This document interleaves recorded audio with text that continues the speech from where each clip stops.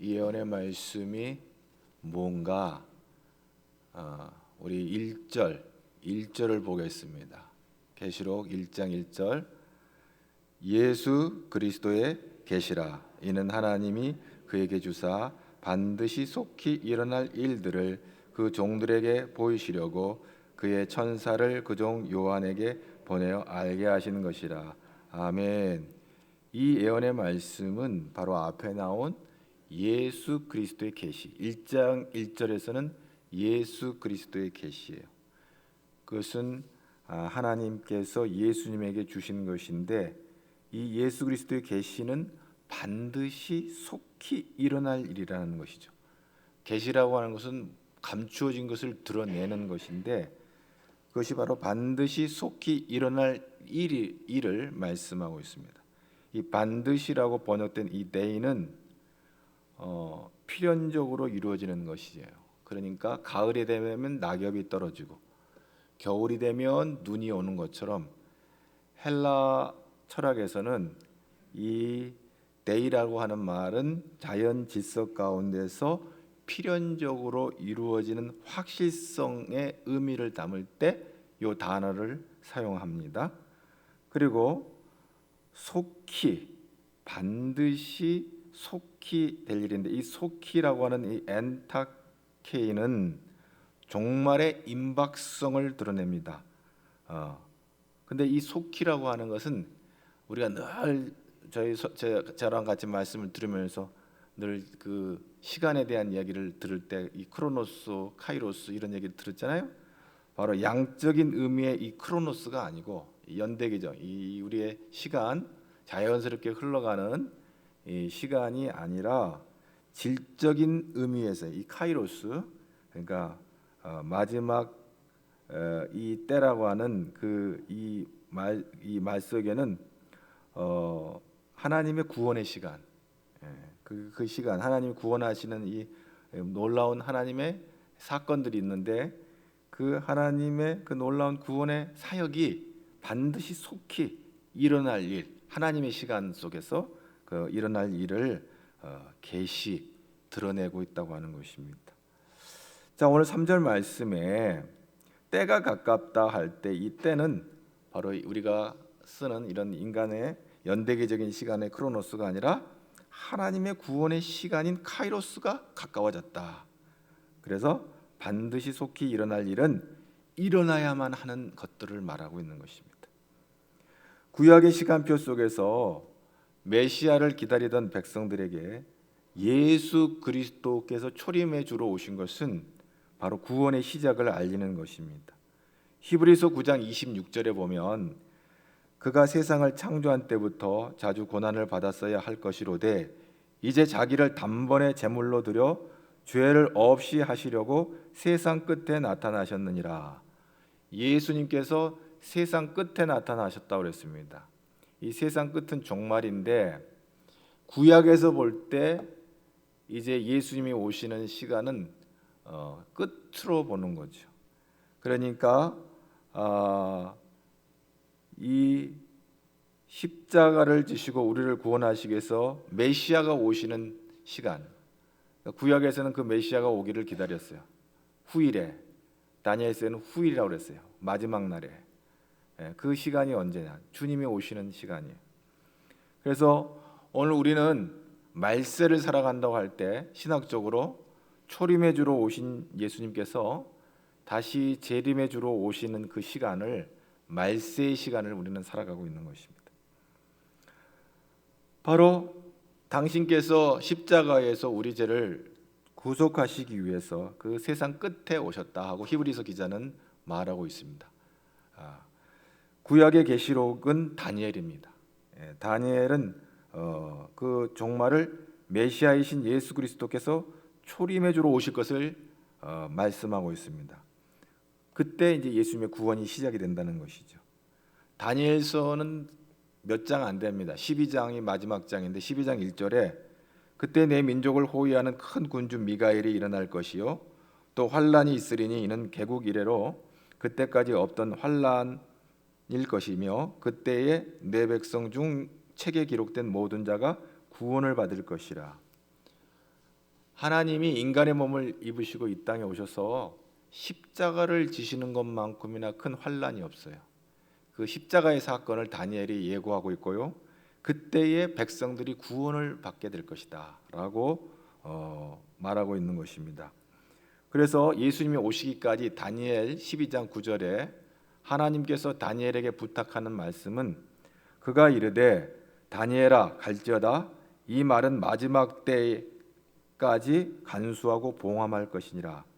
다니엘서 12장 9절에 나오는 이 마지막 때는 구약이 끝날 때, 다시 말하면 메시아가 오실 때까지 간수하고 봉합하라.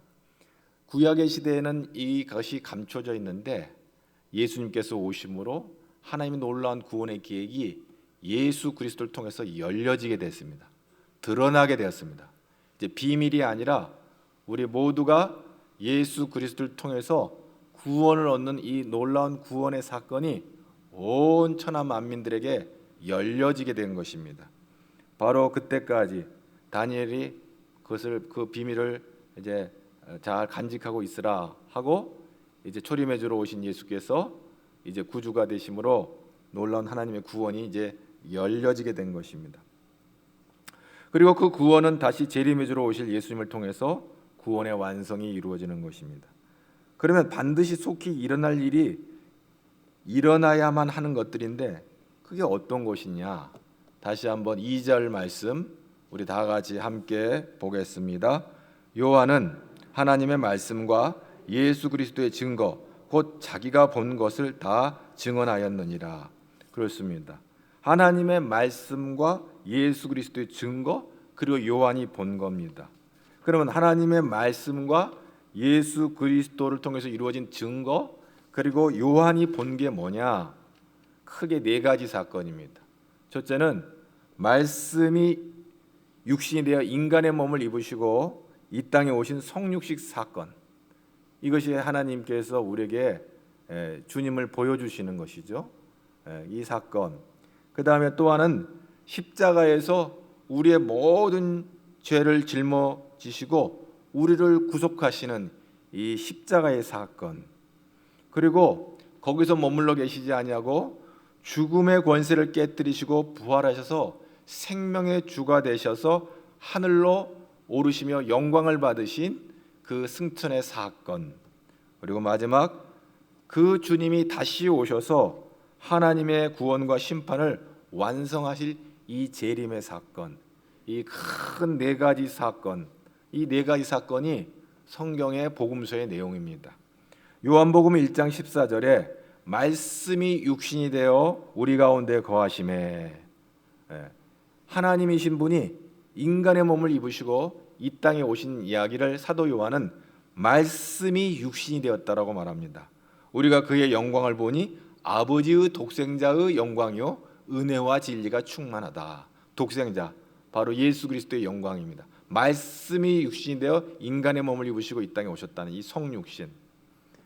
그리고 마태복음 16장 21절에 예수 그리스도께서 자기가 예루살렘에 올라가 장로들과 대제사장들과 서기관들에게 많은 고난을 받고 죽임을 당하고 제3일에 살아나야 할 것을 제자들에게 비로소 나타내시니.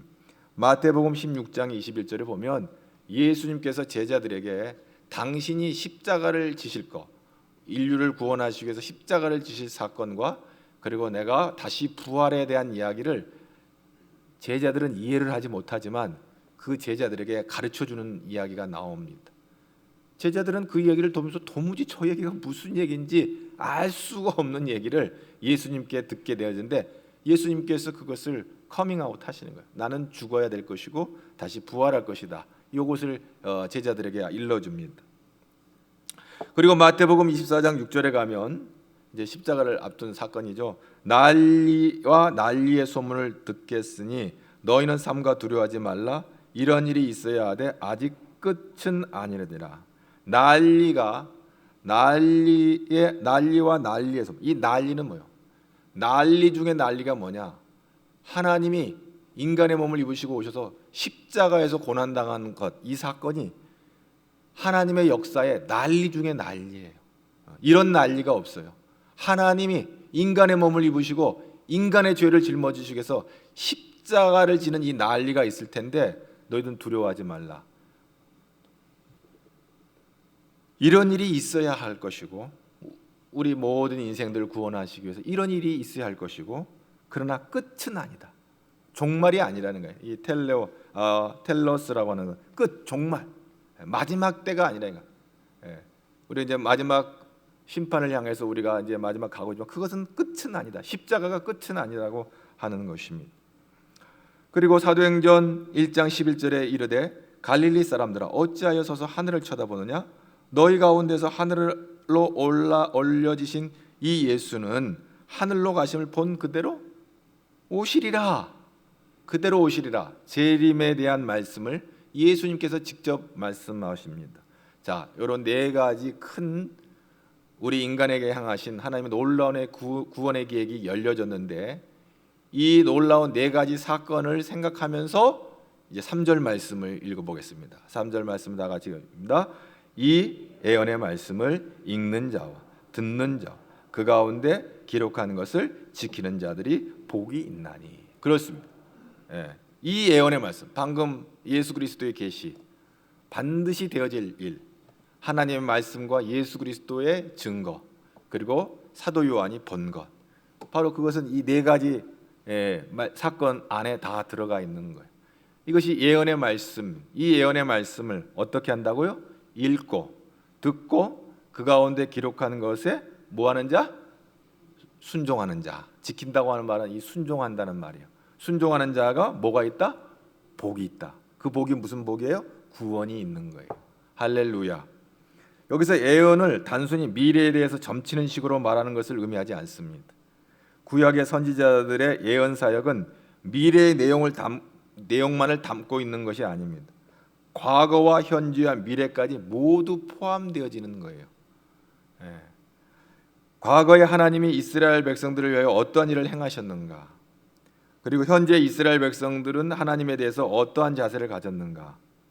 과거 구약의 이야기들을 보면 늘 하나님의 그 말씀에 불순종함으로 말미암아 징계를 받고 다시 하나님의 은혜로 회복되는 이 사건이, 패턴이 구약의 이야기들은 반복되는 것을 보게 됩니다. 창세기서부터 말라기까지 하나님의 그 말씀이 반복되어지는데, 근데 하나님은 그 백성들을 심판하지만 하나님은 그들을 외면하지 아니하시고 다시 회복의 약속을 해주시는 거예요. 이 회복의 약속이, 구약에서 이 회복의 약속이 메시아를 통해서 이루어지는 것인데, 그것은 바로 예수 그리스도를 통해서 이루어지는 미래에 대한 정말론적인 이 희망의 약속, 이 구원의 약속을 신약에서 성취되어지는 것을 보게 되어집니다. 이 요한도 역시 이 예언 사역을 감당하는데 그 내용이 미래에 대한 사건에만 국한된 것이 아니에요. 현재와 과거와 밀접하게 결합이 되어 있어요. 하나님께서 과거에 어떠한 일을 행하셨는가, 그리고 현재 어떤 일을 행하시고 있는가, 그리고 미래에 어떠한 일을 행하실 것인가. 그래서 실제로 요한계시록에 대해서 오해를 하는데, 요한계시록은 미래의 책이 아니에요. 이거 굉장히 중요한 얘기예요. 현재와 과거와 그리고 미래가 서로 연결되어 있는 하나님의 구속 사역을 기록한 말씀이 바로 요한계시록이에요. 그래서 2000년 전에 기록된 이 말씀을 오늘 우리가 읽을 때 동일한 능력이 나타나는 거예요. 사실 이 성서학자들에 의해서 우리가 요한계시록을 연구할 때, 요한계시록은 현실적으로는 그 당대에 예수님께서 부활 승천하시고 오시겠다 하는데 빨리 안 오시니까 불안하고 두려움 가운데 있는 그 모든 성도들, 특별히 로마의 핍박과 환난 가운데 초대교회들이 얼마나 어려웠어요. 그들을 위로하고 격려하기 위해서 하나님의 말씀으로 주님, 약속하신 주님 오신다 하는 그런 소망을 더 견고하게 하기 위해서 당시 초대교회 성도들을 대상으로 하여서 기록되어진 말씀이에요. 그런데 이것은 단지 그때의 과거의 얘기가 아니라 오늘 이 말씀이 오늘날도 우리에게 역사하시는 것은 하나님께서 이 말씀을 통해서 오늘도 여전히 우리를 위로하시고 격려하시고 우리에게 용기를 주시는 말씀이 되는 것이에요. 그래서 오늘 이제 오늘 말씀을 듣는 자들과 지키는 자들, 여기 듣는 자와 지키는 자라고 이렇게 구별되어 있지만 사실 이것은 따로 존재하는 게 아니고요, 서로 밀접하게 이어져 있어요. 이게 문법적으로 한 정관사 앞에 듣는 자와 지키는 자가 함께 묶어져 있는데, 이것은 말씀을 듣고 행하는 것이 하나님의 인격 안에서 이어져 일어나는 것으로 이해한 것이에요. 듣는 것 따로 지키는 것 따로 아니에요. 하나님의 말씀을 듣는 것은 필연적인 순종으로 이어질 때 이게 복이 되는 것입니다. 근데 한 가지 생각할 것은, 이 말씀 속에서 읽는 자는 단수형으로 사용하고 듣는 자들과 지키는 자들은 복수로 사용되고 있음을 발견하게 되는데, 이것은 왜냐하면 당시 이 성경책 말씀이 보편화되어 있지 않고 또 능숙하게 성경을 읽는 사람이 흔하지 않았기 때문에 성경을 낭독하는 자가 있고 그 말씀을 다수의 회중들이 듣는 그런 구조를 생각할 수가 있어요. 그러니까 회당에서도 보면 랍비들이 구약의 말씀을 이렇게 읽고 거기에 참여한 많은 사람들이 그 말씀을 듣는 거예요. 훈련된 그 언어 교육이 된 사람들이 말씀을 읽고 거기에 나중에 글자를 알지 못하거나 하는 사람들은 그냥 들음을 통해서 하나님의 말씀을 듣게 되는 것이죠. 회당에서 그런 일들이 일어났어요. 그런데 역시 초대교회에서도 이게 성경이 지금처럼 이렇게 윤세가 돼서 각자가 다 쥐고 있는 게 아니기 때문에 회당에 하나씩만 있는 거예요. 공동체 안에 사본 성경 하나가 있는 거예요. 그럼 그걸 가지고 읽고 모든 사람들이 이제 듣게 되는 것이죠. 일종의 그런 것을 염두에 두면 이 본문의 말씀을 쉽게 이해할 수가 있어요. 구약 시대의 느헤미야 8장에 보면 여호와의 말씀을 대하는 태도와 그런 그 이스라엘 백성들의 이 변화의 모습이 등장하는데, 하나님의 그 백성들이 새벽부터 말씀을 듣기를 간청합니다. 그래서 모든 백성이 에스라에게 모세 율법책을 가지고 오기를 청하매, 느헤미야 8장에 그런 말씀이 있어요. 1절에. 그리고 에스라는 모세 율법에 능한 학사로 알려졌는데, 이 사람이 수문 앞에 있는 널따란 광장에 마련된 나무 강단 위에 올라가 가지고 에스라가 말씀을 낭독하는 거지요. 그래서 남자와 여자 무릇 알아들을 만한 회중이 모여서 말씀을 경청하는 이야기가 나옵니다. 그들이 하나님의 말씀을 진실되게 받아들이면서 사모하는 마음으로 말씀을 듣는데, 새벽부터 오전까지 뭇백성이 그 율법책에 귀를 기울이는데 얼마나 간절하고 사모하는지 새벽부터 오전까지 그 시간 가는 줄 모르고 열심히 말씀을 청취하는 그런 이야기가 느헤미야 8장에 나오고 있습니다. 하나님의 말씀을 경청하는 아주 아름다운 모습인 것을 보게 되어집니다.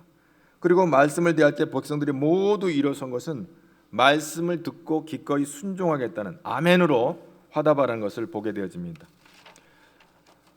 그리고 얼굴을 땅에 대는 것은 하나님 말씀을 기쁨으로 응답하며 하나님을 경배하는 것이죠.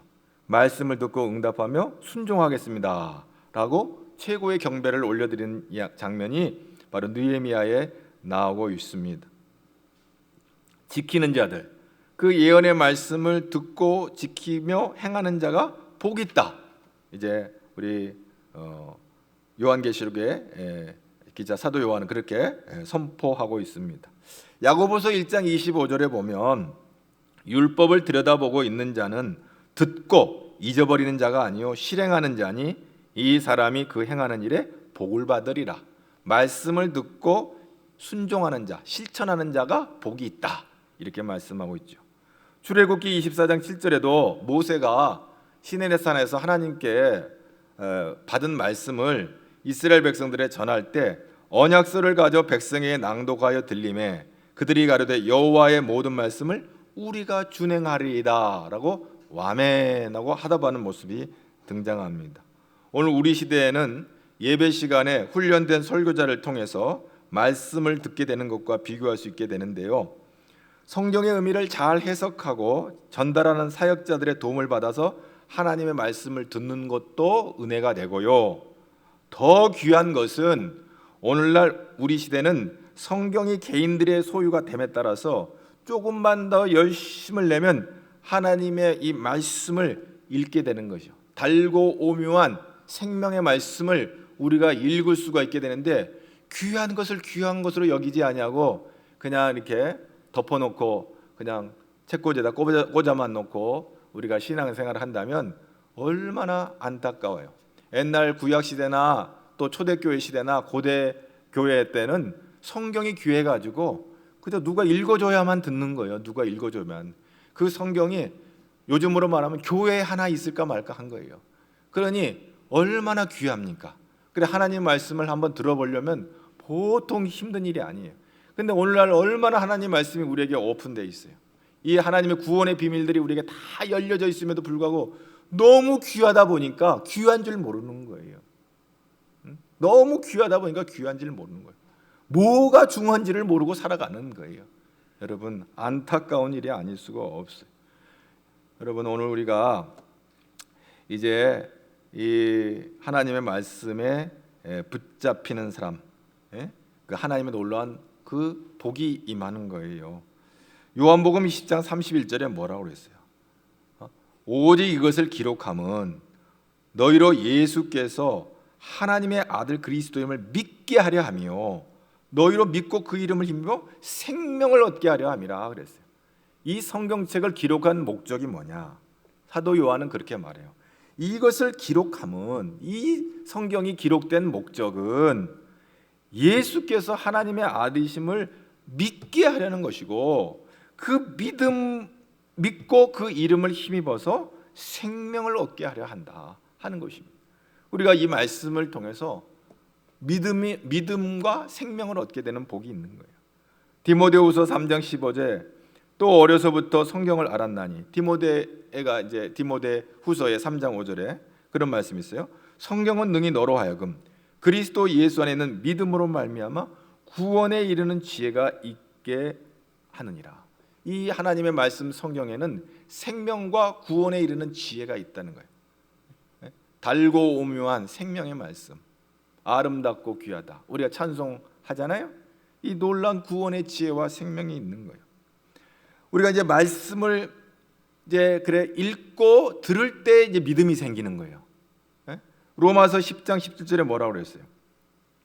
믿음은 들음에서 나며 들음은 그리스도의 말씀으로 말미암느니라, 이렇게 해요. 믿음은 들음에서 나요. 오늘 예배 시간을 통해서 여러분이 하나님의 말씀을 들을 때 우리 안에 믿음이 새로워지는 거예요. 하나님의 사람들은 믿음으로 사는 사람들이에요. 그런데 믿음이 없으면 어떻게 돼요? 믿음이 없이는 하나님께 나아갈 수가 없어요.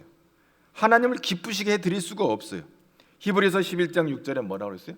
믿음이 없이는 하나님을 기쁘시게 하지 못하나니 하나님께 나아가는 데는 반드시 그가 계신 것과 자기를 찾는 자들에게 상 주시는 이시는 것을 믿어야 한다 그랬어요.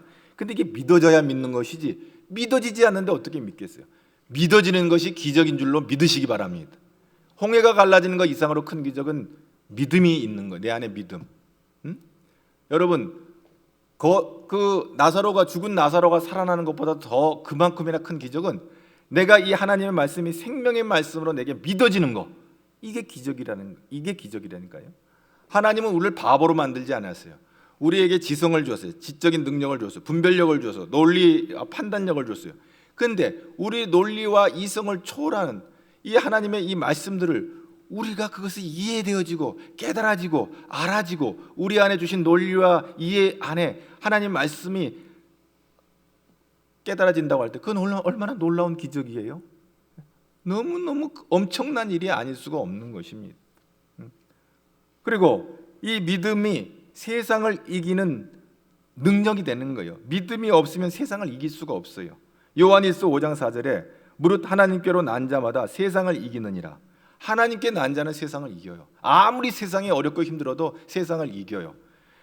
세상을 이기는 승리는 이것이니 우리의 믿음이라. 믿음이 있으면 세상을 넉넉히 이겨나가는 줄로 믿습니다. 그러므로 하나님의 사람들에게 가장 큰 축복은 믿음의 복이에요. 믿음의 복. 이게 가장 큰 복이에요. 내가 어떠한 형편과 상황 가운데 있을지라도 내게 믿음이 있다고 하는 것이 복입니다. 아멘. 이 믿음은 말씀을 읽고 들을 때 얻게 되어지고 말씀을 읽고 듣는 것이 이제 축복이 되는 거예요. 말씀을 마음에 간직할 때 어떤 축복이 경험되냐면요, 시편 119편 1절과 11절을 보면 행위가 온전하여 여호와의 율법을 따라 행하는 자들은 복이 있다 그랬어요. 그래서 내가 주께 범죄하지 아니하려 하여 주의 말씀을 내 마음에 두었나이다.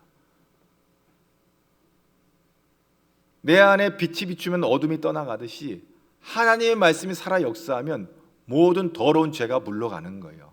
그 죄는 나와 상관이 없는 것이 되는 거예요.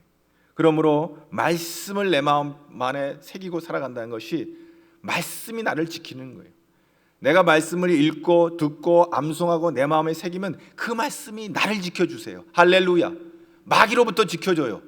더러운 죄로부터 지켜줘요. 그래서 하나님의 아들로 딸로 흠없이 우리를 거룩하게 우리를 보호해 주시는 거예요. 아멘. 이 놀라운 축복이 하나님의 말씀과 그 믿음의 능력 안에 있는 것입니다. 말씀을 통한 이 축복은 주의 말씀을 마음에 둘 때 받는 거예요. 하나님의 말씀을 우리 속에 두면 말씀 자체가 생명력에서 살아 역사하는 거예요. 시편 19편 7절 8절에 말씀과 같이 영혼을 소생시킨다고 했는데, 시편 19편 7절에 여호와의 율법은 완전하여 영혼을 소성시키며 여호와의 증거는 확실하여 우둔한 자를 지혜롭게 한다 그랬어요.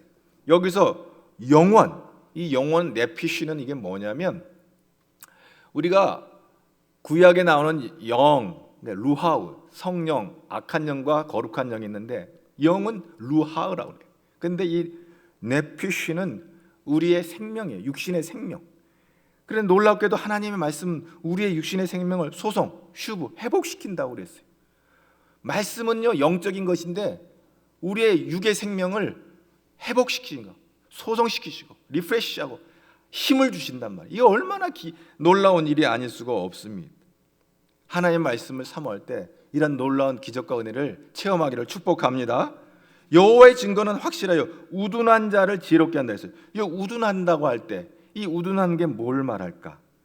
사실 이 성경의 번역에 우리가 조금 더 정확하게 말하면 이 우둔하다고 표현했지만 이 사실 이것은 뭐냐면 마음이 열려 있는 순진한, 순진한, 좀 긍정적인 의미로 표현하면 순진한 하나님의 말씀에 마음을 열어놓는 사람들, 이 순진한 사람들은 지혜를 얻게 된다 그랬어요. 근데 여기서 우둔하다고 표현하니까 뭐 미련한 것처럼 둔하다, 우리가 이제 그런 부정적인 의미로 쓰지만 사실 우둔한 것은 마음을 연 순전한 마음을 가진 자는 지혜를 얻게 된다. 이 패티, 마음을 여는 자, 순수한 자, 이런 뜻이 있어요. 그리고 시편 19편 8절에 여호와의 교훈은 정직하여 마음을 기쁘게 하고, 하나님 말씀이 내 안에 오면 기쁨이 있고요. 그리고 여호와의 계명을 순결하여 눈을 밝게 하고 분별력이 생기는 거예요. 하나님이 기뻐하시고 선하신 뜻이 무엇인지를 분별할 수 있는 영적 분별력이 말씀을 통해서 생기는 겁니다. 그래서 골로새서 3장 16절에 그리스도의 말씀이 너희 속에 풍성히 거하여 모든 지혜로 피차 가르치며, 분별력이 생기니까, 그리고 권면하고 시와 찬송과 신령한 노래를 부르며 찬송이 일어나는 거예요. 그리고 감사한 마음으로 하나님을 찬양하게 돼요. 말씀이 우리 안에 들어오면 놀라운 지혜를 주시고, 그래서 마귀의 악한 괴계를 분별하는 분별력을 뿐만 아니라 무엇보다도 우리에게 하나님 주신 지혜가 넘치고 우리 안에 기쁨과 찬양이, 그리고 감사가 풍성하게 말씀을 통해서 드러나게 되는 것입니다. 그래서 하나님을 찬양하게 되는 것이고, 이 말씀을 통해서 놀라운 일을 경험하게 됩니다. 또 말씀을 지켜 행할 때 놀라운 축복을 말씀하고 있는데, 신명기 28장에 보면 그런 말씀이 있고요. 또 여호수아 1장 8절에 보면 이 율법책을 내 입에서 떠나지 말게 하며 그것을 주야로 묵상하고 그 가운데 기록된 대로 다 지켜 행하라. 그리하면 내 길이 평탄하게 될 것이라. 아멘. 형통하게 될 것이다. 아멘. 바로 하나님의 말씀을 내 입에서 떠나지 말게 하며 그것을 주야로 묵상하는 자. 여러분, 이제 우리 사순절 기간에 우리 신약 성경을 이제 말씀 쓰기를 시작하는데, 여러분이 저녁 시간이든 새벽 시간이든 어떤 시간이든 여러분이 구별한 그 시간에 여러분의 말씀을 읽고 이 쓰는 시간에, 그것이 주야로 아침이든 밤이든 어느 시간에 말씀을 쓰는 가운데 놀라운 은혜가 임하게 될 줄로 믿습니다. 이 말씀은 성령께서 감동하여서 우리에게 주신 말씀이기 때문에 말씀을 쓸 때 성령께서 우리의 마음을 깨달아 알게 하셔서 그 말씀의 비밀이라는 것들을 깨닫게 되는 축복이 여러분에게 임하게 될 줄로 믿습니다. 말씀을 다 지켜 행할 때 모든 복을 받게 될 것을 이스라엘 백성들에게 하나님이 선포하시는 거가 신명기 28장 1절 6절의 말씀이에요. 내가 내 하나님 여호와의 말씀을 삼가 듣고 내가 오늘 내게 명령하는 그의 모든 명령을 지켜 행하면 내 하나님 여호와께서 너를 세계 모든 민족에 뛰어나게 하실 것이요. 이스라엘 민족에 행하신 3,000년 전의 약속이에요. 그 말씀대로 이루어지는 거예요. 내가 내 하나님 여호와의 말씀을 청종하면 이 모든 복이 내게 임하며 내게 이르리니 성읍에서도 복을 받고 들에서도 복을 받을 것이며 내 몸의 자녀와 내 토지와 소산과 내 짐승의 새끼와 소와 양의 새끼가 복을 받을 것이며 내 강주리와 떡반죽 그릇이 복을 받을 것이며 내가 들어와도 복을 받고 나가도 복을 받을 것이라. 너희가 말씀을 청종하면 이 말씀은 오늘날 우리에게도 동일하게 임하게 되는 줄로 믿습니다. 이 예언의 말씀을 읽고 듣고 지키는 자가 복이 있다고 하는 말이 오늘 이 신명기 말씀도 역시 동일하게 우리에게 적용되어지는 것입니다. 말씀을 지켜 행할 때 이 모든 복이 임하는 거예요. 이것은 고대 이스라엘 백성들에게 선포되어진 말씀이지만 오늘 우리 현대 언어로 번역하면 어떻게 될까요? 너가 말씀을 청종하게 되면 네가 말씀 안에 주야로 말씀에 붙잡혀 사면 네가 성읍에서도 들에서도 어디 가서 비즈니스를 하든지 무슨 일을 하든지 내 소산, 내 통장에 물질이 풍성해질 것이고 너가 하는 모든 일이 형통하게 될 것이다. 굉장히 영적인 것이면서도 물질적인 얘기를 하고 있어요. 여러분, 우리가 이 세상에 살아가는 날 동안에 하나님이 우리가 말씀을 지킬 때 말씀 우리를 지키심으로 말미암아 형통의 복을 누리는 저와 여러분뿐 여러분의 자손들까지 이 형통의 복을 누리는 이 복을 나의 복으로 누리는 저와 여러분 되기를 주님의 이름으로 축복합니다. 이 복이 이건 누구의 복이야? 아무개의 복이야가 아니라 이것이 내 복이 되길 바랍니다. 오늘도 이 말씀을 들을 때 여러분이 그렇게 주여 내가 말씀에 순종하겠사오니 신명기 28장 1절에 6절이 한 점 한 획도 흔들리지 않아요. 그것이 내 말씀이 되게 해주세요. 아멘. 내 복이 되게 해주세요. 아멘. 내 아들의 복이 되게 해주세요. 아멘. 내 딸의 복이 되게 해주세요. 아멘.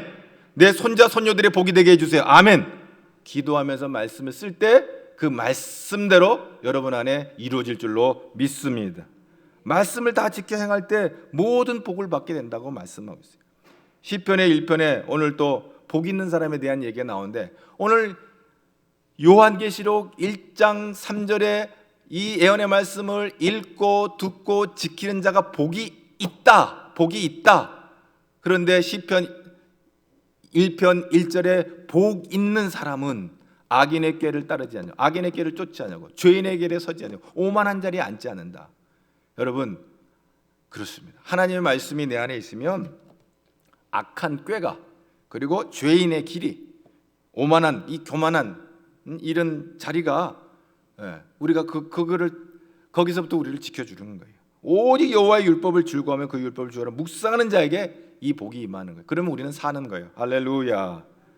오늘 이 말씀을 읽는 자 그리고 말씀을 듣는 자 말씀을 지키는 자에게 임하는 놀라운 복이 오늘 예고되어 있습니다.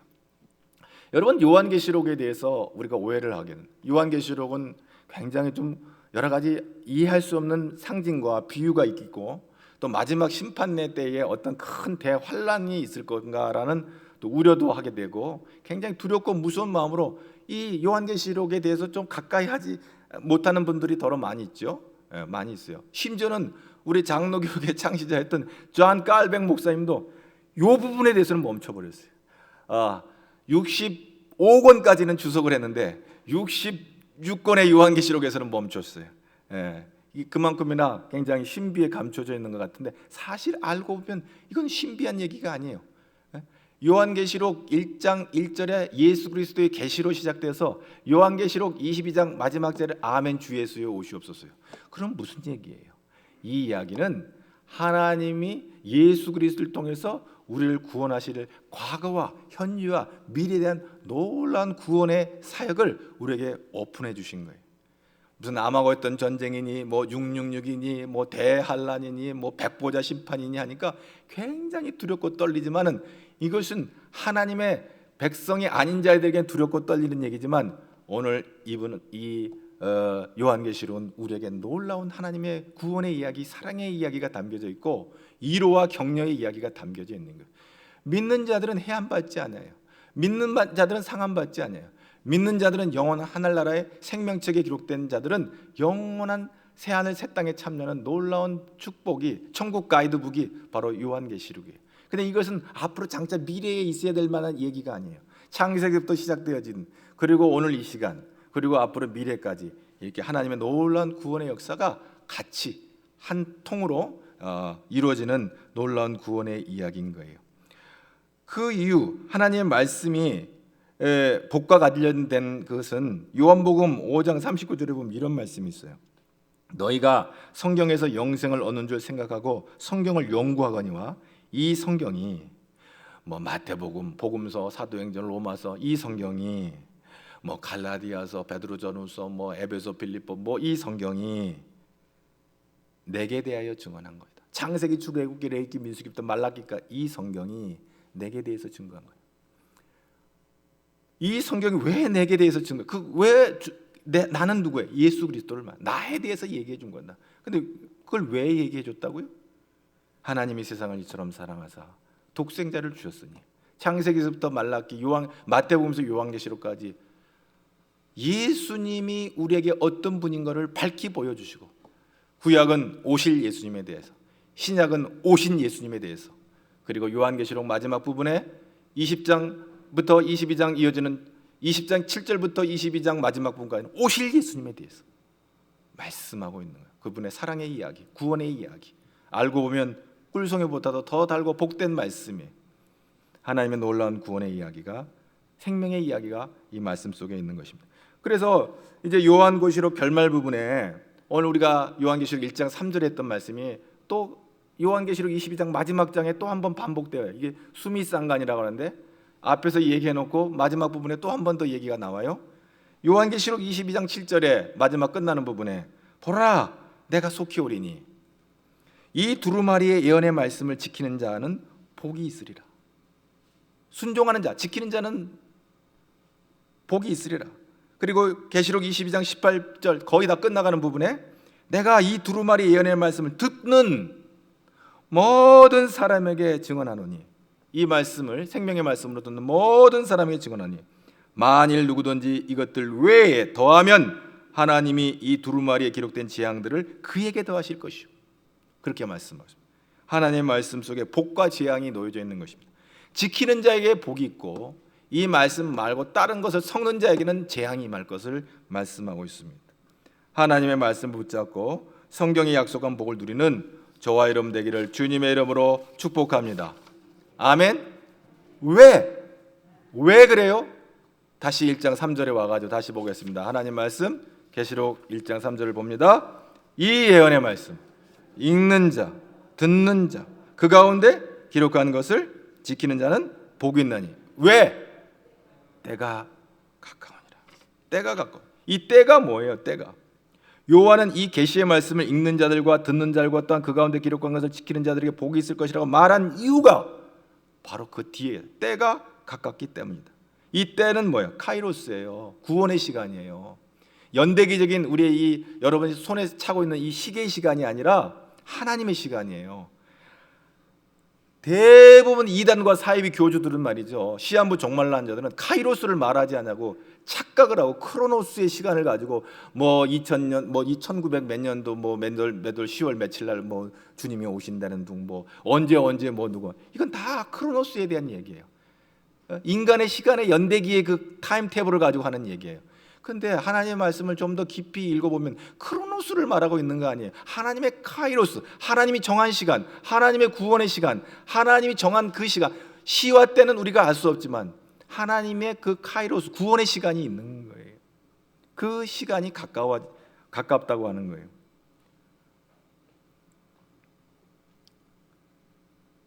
오랫동안 기다려왔던 때가 예수님의 출현으로 이제 구약에서 볼 때는 시작됐고요. 그 종말 끝 시간이 왔고요. 다시 오늘 초림의 주로 오신 우리 주님은 다시 재림의 주로 오셔서 이 구원에 완성하실 그 시간까지 우리는 기다리고 있는 거예요. 구약의 입장에서 볼 땐 굉장히 빨리 온 거죠. 말세가 왔으니까. 예수님께서 초림의 주로 오셨고 다시 그 초림의 주로 오신 주님이 다시 재림의 주로 오실 그 시간에 이 말세의 시간을 살아가는 우리에게는 말세를 우리는 살아가고 있는 거예요. 때에 가까운 시간을 살아가고 있는 거예요. 여러분, 우리는 현재 시간 속에서 말씀의 귀를 기울이고 말씀의 명하신으로 순종할 때 우리의 현재 시간이 복이 되는 거예요. 빨리 타! 빨리 타! 이거 지금 천국 가는 기차야. 빨리 타! 서둘러! 그랬을 때 그 천국 가는 기차를 탔어요. 그러면 믿음으로 타고 가는데 이제 시간이 가까울수록 하나님의 나라가 가까워지는 거예요. 때가 가까워지는 거예요. 하나님의 구원의 시간이 가까워져요. 구원의 완성의 시간이 가까워지는 거예요. 여러분, 믿음의 기차 다 탔나요? 할렐루야. 때가 가까워지고 있는 거예요. 이건 지금 가고 있어요. 우리 천국을 향해 가고 있는데 때가 어떻게 한다고요? 구원의 시간이 가까워지고 있어요. 여러분이 해외에 나갔다 여행 가가지고 아주 아슬아슬하게 비행기 예약한 비행기를 딱 탔어요. 미국에서 아마 여기 한국에 올라면 14시간 이상 타야 될 텐데 비행기를 타면 이제 안심인 거예요. 왜? 한국 가는 비행기 탔으니까. 그럼 시간이 갈수록 내 집이 가까워지는 거예요. 여러분, 구원의 열차를 탔으면 빨리 서둘러, 빨리빨리 타야 돼. 하나님의 구원의 열차를 탔어요. 믿음으로 이걸 타야 천국 갈 줄을 믿고 탔어요. 이제 때가 가까워져. 그럼 우리는 가까워지는 시간에 어떻게 돼요? 하나님의 말씀을 묵상하면서 하나님 나라에 갈 때까지 말씀에 순종하면서 하나님 앞에 섰을 때 잘했다 칭찬받을 수 있도록 하나님의 말씀을 잘 지키는 복을 누리는 저와 여러분 되기를 주님의 이름으로 축복합니다. 아멘. 아멘. 그리스도가 승천한 이후부터 다시 오실 재림의 시간까지 우리는 종말의 시간을 살아가고 있는데 인간 편에서 볼 때는 항상 임박한 긴장의 시간이지만 하나님의 편에서 볼 때는 하나님이 정한 시간이 있어요. 임박한 긴장의 시간은 뭐예요? 반드시 속히 일어날 일이에요. 빨리 예수 믿어야 돼요. 초대교회 요한계시록의 말씀을 받았던 사람들도 너희들 여기서 흔들리면 안 돼. 예수 잘 믿고 기다려야 돼. 천국을 소망해야 돼. 라고 권면하는 것이죠. 그러나 이 임박한 긴장의 시간, 반드시 속히 일어날 일은 일어나야만 하는 일이에요. 그것은 하나님이 정한 시간이에요. 그 시와 때를 알 수가 없어요. 그러나 우리는 말씀을 읽고 듣고 지키고 순종함으로 말미암아 하나님께서 우리에게 행하신 이 놀라운 구원 사역에 참여함으로 말미암아 마침내 영원한 새하늘과 새 땅에 참여하는 영생의 복을 누리는 저와 여러분이 될 줄로 믿습니다. 아멘. 하나님께서 우리 성도들이 마지막 때가 가까울수록 더욱더 말씀을 사모하고 하나님께서 우리에 행하신 이 말씀을 지키고 순종함으로 말미암아 깨끗하게 보존되어서 하나님 나라 갔을 때 잘했다 칭찬받는 저와 여러분 되기를 주님의 이름으로 축복합니다. 아멘. 옆 사람에게 이렇게 인사합시다. 잘하셨습니다. 예수 믿는 거 잘하신 것입니다. 잘하신 겁니다. 아멘.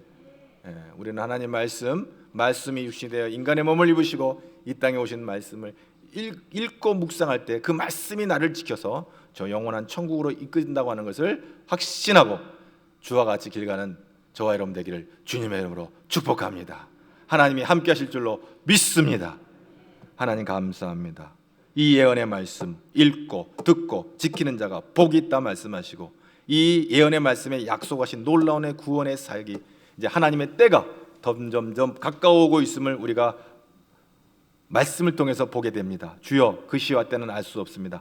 그 하나님이 정한 구원의 시간, 그 카이로스의 시간이 점점 다가오는데 우리는 이 크로노스의 시간을 살아가는 이 시간 속에 하나님 말씀으로 채워나가며 하나님의 나라에 이르는 믿음의 아들, 딸들이 되도록 복 내려 주옵소서. 예수님 이름으로 기도합나이다.